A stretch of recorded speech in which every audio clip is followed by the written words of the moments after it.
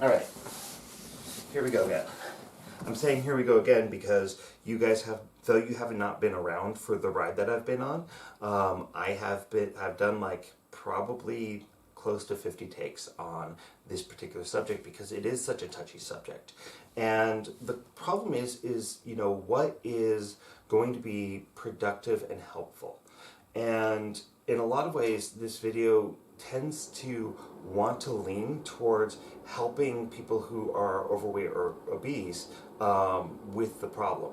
And I'm really fighting doing that because it is a subject for another video. I wanted to really get into and discuss this swing that we are culturally, and what it kind of comes down to a lot of times is that in our society, when we say one thing is true for a long period of time, and then we find out that it's more nuanced than that, or it's not 100% true, the pendulum swings completely to the other side, where the complete opposite is believed to be true. And honestly, where reality actually sits is somewhere in the middle. And so when it comes to the discussion of obesity, we have been so far over on this side for such a long time, to the point where if a overweight or obese person goes in and sees their doctor, and it doesn't matter what they go in for, the doctor's suggestion to them can be, by default, you need to lose weight. And they might actually have an actual medical condition that's being ignored because the weight is the only thing the doctor focuses on. And that is a problem that the medical community has acknowledged and is making steps towards correcting. But what has kind of been the result of that discussion is that people have swung to the other side when it comes to body positivity, and they will say, well, my weight is not the issue, and that it's not unhealthy to be overweight. And inherently, being overweight is not necessarily 100% the issue over here. But the thing is that, again, the truth is kind of somewhere in the middle here. There are conditions that lead towards somebody being overweight that are indicators that there is going to be a health issue down the road. And so whether this is, potentially a sedentary lifestyle, whether it is nutritional habits that need to be addressed or things like that, or if there's a hormone issue that's at play, medications that you might be on that might be leading to it. There's a whole host of things that can be causing that obesity that actually is the issue. And there is still the fact that you have a lot of weight that's going to be placed on your breathing organs and your circulatory organs and circulatory system that are going to be indicators of health issues later. Also, when you are overweight, there's a higher rate of sleep apnea that could be associated with that, and that is going to lead to heart disease down the road, as well as, that weight leading to joint issues down the road. So, can you be, and this is the fundamental question here, is can you be overweight and healthy? And I would say that I have, in my professional career as a personal trainer, I have seen people who are overweight who absolutely are healthy individuals. So weight in and of itself is not the determining factor, but we have to ask the qualifiers, right, as to what does it mean to be healthy, right? And so the way that we'll know whether or not you're healthy or not is to look at your metabolic panel, right? Look at your hormone levels, things like that, that are going to determine, okay, where is our cholesterol at? Where is, are we getting enough high quality nutrients in our diet? Are we having regular bowel movements? Are we sleeping well? From a metabolic standpoint, that can be an indicator of health. Are we doing the things that we need to be doing in order to improve our sleep quality? Are we doing the things that we need to be doing in order to increase cardiovascular health, to make sure that our heart can actually maintain life through all of our years? And are we doing things that are supporting our joints? So as I've talked about many times on this channel, when you overload your joints, so whether you're doing squats with a barbell or hip training or whatever you're doing, your bones are going to calcify in those situations, which are going to lead to more bone density, which is going to help offset osteoporosis. Your joints are going to become healthier when you put them under load, and your muscles are going to be better suited to support those joints. So that is something that is changeable through activity, as is your cardiovascular and lung health. Again, changeable through activity. When we look at the nutritional side of it, we can absolutely make sure that we are eating plenty of nutritious foods that are helping with that. And if we are doing all those things, then it doesn't matter if you are overweight. You are likely still going to be a relatively healthy person. Are you suffering from depression because of your overweightness and how people treat you differently because of that? So look at how being overweight is affecting your life, and see if there are steps that you can take in order to address those areas which being overweight or obese is negatively affecting. Knowing that the older that you get, the harder it is that for you to address those aspects. And again, like I said, when I was actually in Maine, I was training a client out there who was a rather overweight woman, probably around, 250, I guess, at about 5'8", if I remember correctly.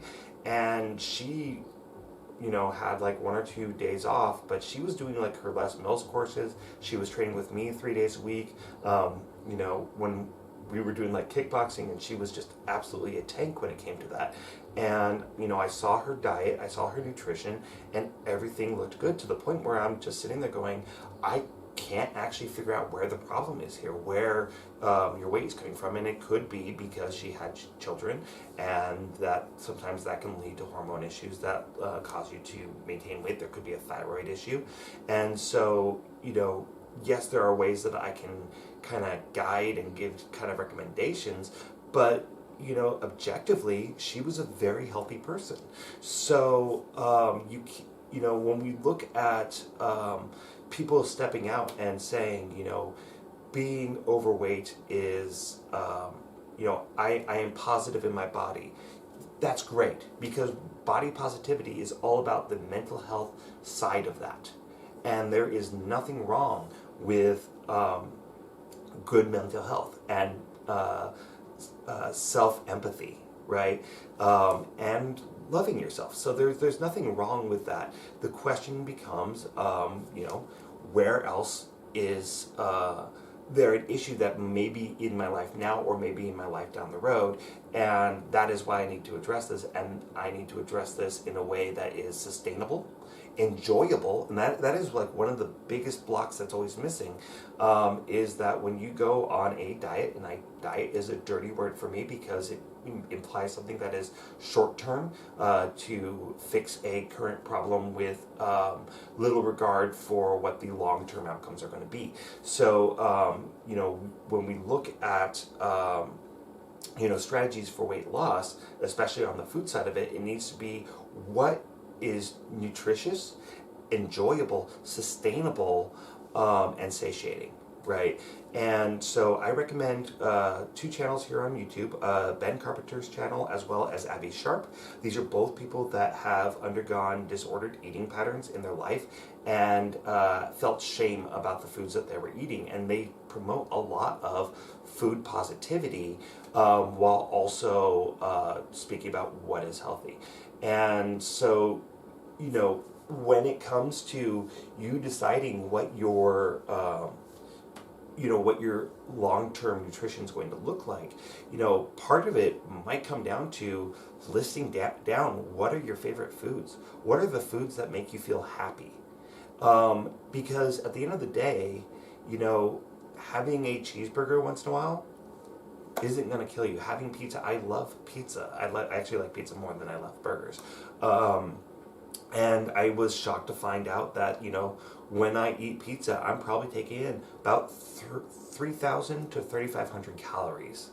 Um, Easy when it comes time to eat a pizza.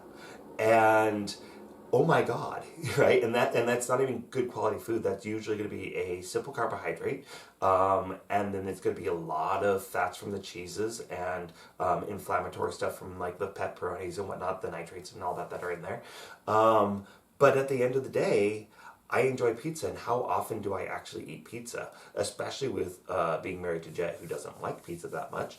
I have it probably once every 2 months or so, maybe 6 weeks. So is having pizza my problem? No. Do I want to have pizza more often than I do? Sometimes. Am I going to binge out on pizza and have it, every day for a week? No. And so it's kind of about finding a healthy balance between the foods that you shouldn't eat, and what is going to help you lead a happy, healthy life. So, finding that middle ground where things are balanced, enjoyable, and that goes for your energy expenditure as well, right? This is a wrestling group. If you are, wrestling 5 days a week or doing BJJ classes 5 days a week and you're always rolling, you're probably cardiovascularly healthy. You are probably getting quite a bit of resistance training as well. I can't say that wrestling and jiu-jitsu are great for your joints, because we kind of have a tendency to attack those. But the point stands that you find the activities that are enjoyable to you, right? So I think there is a place for body positivity. I think there is a place for these conversations that we're having, but we have to have them responsibly. We can't be going around saying, well, overweight people are, perfectly healthy. A lot of overweight people are. A lot of overweight people very much so are not. And so we need to understand that telling a overweight person that they are overweight does absolutely no good, right? They know. They've been living with their entire life. They've been told by their doctors that they're unhealthy all the time, but oftentimes it isn't quantified as I've quantified in this video, that it's really about your activities and your nutrition, right? How you define health. And so I think that it's really, really important for us to make sure that we have those qualifiers, and having people actually invest in those, right? In saying that I'm going to join a softball league, or I'm going to start lap swimming, or things like that. Getting people moving. I don't think, I applied for a gym a while ago where I didn't get the job, and I think part of it is that I think that they could read from my demeanor that when they told me that I would not be allowed to discuss nutrition with clients, that I would not be able to allowed to discuss goals with clients, anything that implies any type of change would not be allowed to be discussed, because that could be triggering for some people. I think that that is derelict of duty. That when we are personal trainers, that it is our job to hear our clients, to not impose our beliefs or our goals for our clients on our clients, but to actually listen to our clients and determine what it is that they wanted to achieve. Because at the end of the day, they are the ones that have to take ownership of the process. They are the ones that have to take ownership of their goals and why it is important to them to achieve those goals. And telling somebody that you are fat and therefore you are unhealthy really shuts people down. It becomes this, especially when people have gone through unhealthy diet after unhealthy diet in desperation to try to fix something, only to have that weight come back. I mean, can you just put yourself in their shoes for a minute and think about how demoralizing that is, how difficult it would be to go through that process over and over again, to never be able to successfully keep that weight off. That's painful. I know very few people that have actually been able to make that change happen and have it stick. So of course, things, magic pills like Ozempic, unhealthy eating patterns like ketogenic dieting and Atkins and South Beach diets and the carnivore diets, it's no wonder that those become so powerful and that people try those things and they follow them because they're looking for magic because practicality has failed. And part of the reason why practicality fails is because the government and nutritional educators have really done a relatively shit job about the messaging for the general public, trying to figure out, okay, how do we say this in a way that people understand it, right? And I wasn't around when, or I was too young to really know when the low-fat dieting was the big thing that led to everything being labeled, regardless of how unhealthy it was, as being labeled as a fat-free or low-fat food, when it really was just pure processed sugar. And how successful that messaging was at the time. But when I look back at like the food guide pyramid and other messaging that was from around that era, what I generally found was that the messaging, like what they were actually saying at the time, wasn't that. It wasn't, cut out fats entirely from your diet. There was a reason why they wanted to tell you to have less fats at the time, but fats also regulate hormones. It actually protects your organs. It helps you regulate body heat. It does a lot of things. We do need fat in our diet in order to survive. There are vitamins that are only fat soluble that we need. And so I don't know, whoever followed the fat-free diet in the way that it was intended. I don't know who was ever actually eating a well-balanced diet as it was laid out at the time. The messaging was not clear, and also, you've got the food industry that is always going to respond to whatever trend there is in the way that's going to make them the most money, regardless of the health outcomes that comes from that marketing, right? So think about gluten-free. Yes, it's great that people who have celiac have options that are gluten-free that are presented to them. But at the same time, you had a lot of people that wanted to take any kind of gastrointestinal distress and say, holy fuck, it must be gluten that's causing the problem because this person has celiac disease, therefore I must have something wrong with my gut, and that gluten is wrong for everybody. And people kind of went apeshit over that. When people have been talking about keto and carbohydrates lately, they are going completely apeshit, and it's not scientifically founded. It's not scientifically justified. And so, and I think that we're going to be seeing that a lot more when it comes to the body positivity movement, where even videos like this that I feel I have been pretty considerate and pretty objective and trying to be as scientifically grounded as I possibly can be, where people are going to say, well, you can't talk about this like this because you're misrepresenting the risks of obesity, which do exist. Objectively, they scientifically proven to exist because there are conditions that led to that. So I'm glad that you're finding good mental health. And I hope that you find good physical health along with that. And maybe you're not going to lose all the weight that you have put on. But if you're taking care of your joint health, you're taking care of your metabolic health, you're taking care of your nutrition, what you're eating is generally healthy most of the time, you are being active, you are taking care of your joints, you're taking care of your heart, all these things are going to help you live longer, healthier, and stay more active and mobile longer in your life. And yes, keeping that weight on your joints will probably wear them out a lot faster, especially as you get older. But,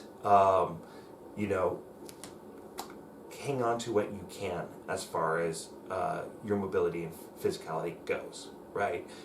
Find what makes you happy, and just take care of yourself. That is the main point that I wanted to make here, and I hope that this is helpful and that it's landed on receptive ears. So thank you guys for watching.